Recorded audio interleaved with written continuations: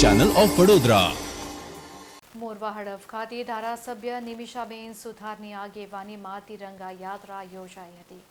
રાજ્યમાં હર ઘર તિરંગા અભિયાન અંતર્ગત જાગૃતિ આવે તે માટે તિરંગા યાત્રા યોજાઈ રહી છે, ત્યારે પંચમહાલ જિલ્લાના મોરવા હડફ તાલુકામાં પણ વહીવટીતંત્ર દ્વારા તિરંગા યાત્રાનું આયોજન કરાયું હતું।